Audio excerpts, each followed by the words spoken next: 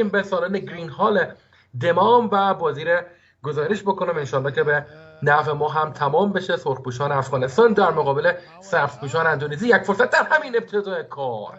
این صحنه است که خطا اعلام شده. چه فاصله‌ای هست، چه منطقی خوبی است.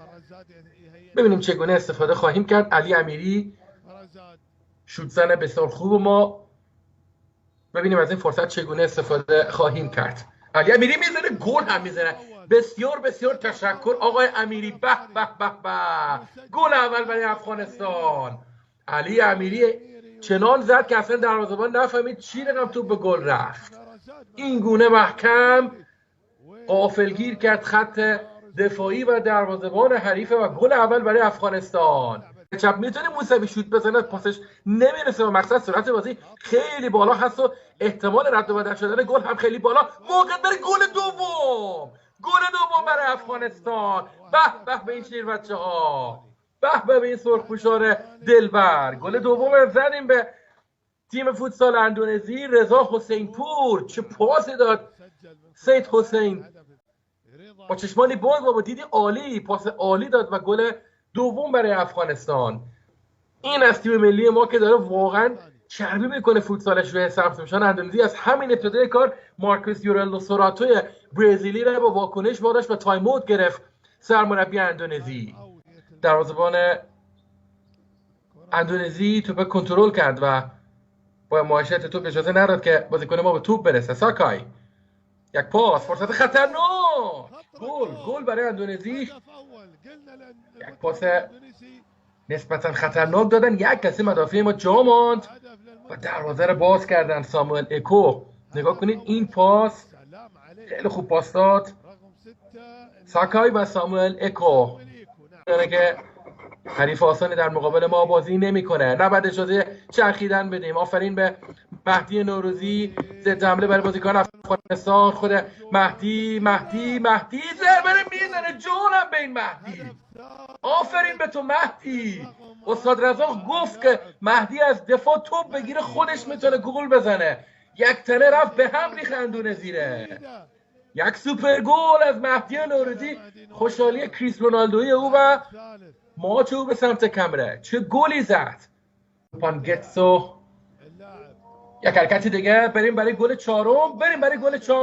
بزن مهران. گل چهارم برای افغانستان. 3 ماه گل چهارم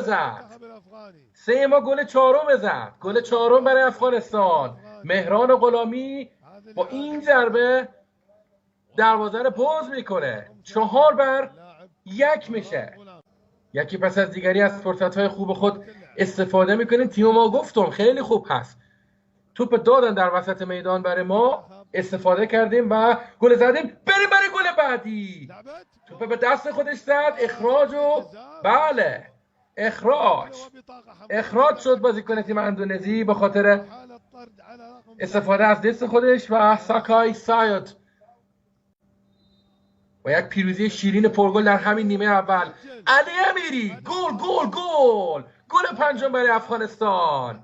بنازم به تو علی امیری با این خوشحالی کریس رونالدویی به یاد ماندنی در گرین هال و این اندونزیایی هایی که مات و مبهوت شدن دیدار هستیم. یک ضربه از راه دور خطرناک و گل دوم.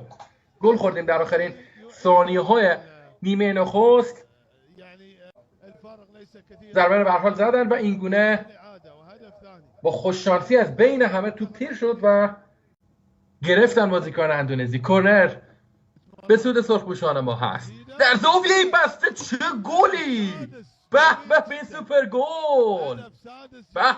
سوپر گل. رضا حسین پور چی بود زد؟ زیر تاق بود، بالای تاق بود، کنج تاق بود. چقدر خوب زد، چه گلی! رضا حسین پور نگاه کنید با موسوی. واه به این گل، به به این گل، جانم به این گل. چقدر چسبید. شوت محکم و دفع ناپذیر.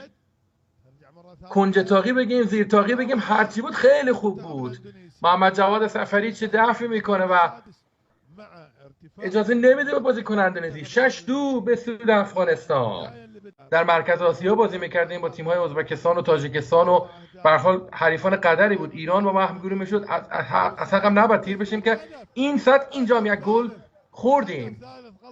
گل برای تیم اندونزی 6-3 شد حساب کار. اختلاف 3 تا شد و برمیگرده تیم اندونزی به مسابقه با این گل. محمد جواد سفری هم تیم با آرامش نود میکنه. سالهای پیش ما با کشورهای مرکز آسیا بازی میکردیم، ایران، تاجیکستان، ازبکستان. انصافا قدرن دیگه نسبت به حتی کشورهای عرب و کشورهای حوزه شرق. در نیمه دوم زد، یک هم خوردیم. کلا در نیمه دوم 2 تا گل رد و بدل شد. دوباره بازیکنان اندونزی نباید اجازه بدیم به گل چهارم برسن. مطمئنا اگر به گل چهارم برسن انگیزه بیشتری پیدا میکنن و ما قطعا در دقایق پایانی تحت فشار قرار خواهند داد.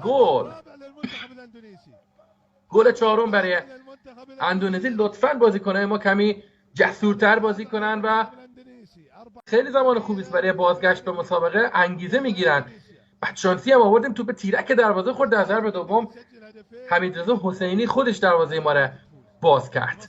یک اشتباه دیگه، فرصت برای بازیکن اندونزی. نباید گل بخوریم و گل خوردیم. گل پنجم 6-5 میشه به سود ما. متاسفانه گل پنجم هم خوردیم. ببینید گفتم نباید اجازه بدیم. گل پنجم خوردیم و اختلاف به 1 گل رسید. لطفاً بازیکنان ما دوباره بیدار شن و در فاصله کمتر از 1 دقیقه 2 تا گل خوردیم. هجومی منسجم. فقط مشکل ما حفظ اقتدار هست. گل هفتم برای ما. گل هفتم زدیم. خیلی خوب شد که این گل زدیم. دوباره اختلاف به 2 تا رسید. یک لحظه غافلگیری و گل هفتم برای ما. نگاه کنید پاس اینجا، ضربه‌ای که بهمن گورگیچ میزنه با پای چپ. دروازه‌بان تیم اندونزی بیرون رفته بود. تا پاور پلی هنوز داشتن تا آمد برگرده. گل هفتم زدیم به اندونزی. بهمن گورگیچ هم نامش به گلزنان اضافه شد. بکنیم هنوز بازی تمام نشده. 2 دقیقه تا پایان این دیدار. فرصت بازیکنان اندونزی رو بعد بگیرن بازیکنان ما. نباید اجازه بدیم این ضربه. باز هم گل برای اندونزی. 7-6 شد. حریف نگاه کنیم اینجا صحنه‌ای که ضربه زد. تکل به موقع از بازیکن ما. لحظات نفسگیر و دروازه اندونزی که لحظه خالی بود. بعد سود بازی رو آغاز کنیم. چیکار شد در روی نیمکت اندونزی؟ سردسن موسوی زدن. درگیری بین بازیکن اندونزی. کارت سرخ یا زرد داور در یک تچ کوچکی کرد سرمربی اندونزی. به هر حال نباید این تچ این سرمربی فکر کنم اخراجش هم کرد. بله سرمربی تیم اندونزی را اخراج کرد. داور نباید وارد درگیری و حاشیه بشن. خدا کنه کم نیاریم در این لحظات پایانی. 53 ثانیه تا پایان. فرصت برای بازیکنان اندونزی. گل. وای خدا. گل خوردیم. 7-7 مساوی شد. چرا این رقم میشه؟ چرا تیم ملی ما نمیتونه پیروزی حفظ کنه؟ در چه ثانیه‌ای گل خوردیم؟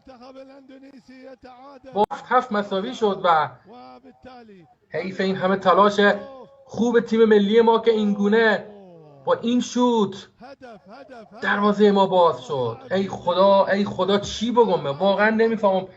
هنوز فرصت باقی است. 40 ثانیه. خدا کنه گل نخوریم دیگه. یک حرکت ضربه زده میشه تو به بیرون میره. مساوی هم نتیجه بدی نیست. ما در بازی آخر ماکاوره ببریم 7 امتیازه خواهیم شد و شانس صعود داریم به جام ملت‌ها. ولی واقعا چقدر تلخ این مساوی. خیلی داره اصلا کمتر شکست برای ما نیست. این قبول کنیم که اندونزی واقعا کام ما رو تلخ کرد امروز با بازگشت تلخی که در مقابل ما انجام داد. اینجا بیسال پایان مسابقه 7-7 مساوی. یک امتیاز خیلی تلخ اندونزی از ما گرفت و یعنی 3 امتیاز از این دهن ما بیرون کرد و تبدیل به 1 امتیاز برای خودش کرد بین بازیکن